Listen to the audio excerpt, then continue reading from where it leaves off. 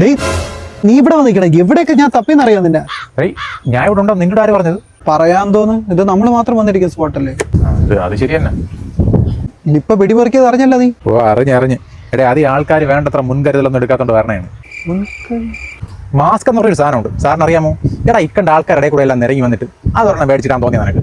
അതിന് നീ ഇട്ടിട്ടില്ലല്ലോ. ഒറ്റയ്ക്ക് മരത്തിന്റെ മുന്നിൽ എനിക്ക് എന്താ മാസ്ക്? അതൊക്കെ ശരി തന്നെ.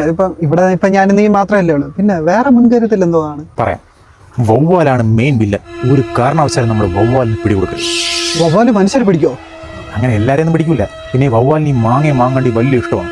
നിന്റെ തലയാണെങ്കിൽ മാങ്ങണ്ടി കഴിക്കണത്, നീ സൂക്ഷിച്ചോ.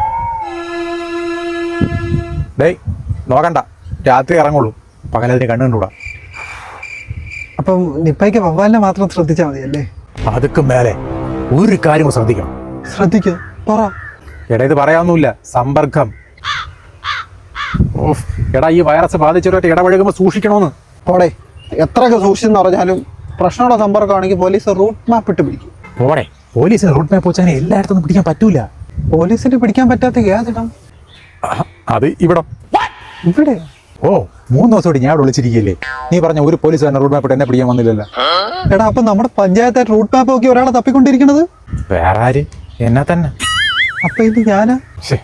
ഞാനെന്ന് പറയാതാ, ഇനി നമ്മളെന്ന് പറ. നമ്മളാ? ഓ രോഗിയുടെ സമ്പർക്ക പട്ടികകൾ എന്റെ അടുത്ത് വന്നപ്പം നീയും കയറിയില്ല റൂട്ട് മാപ്പില്.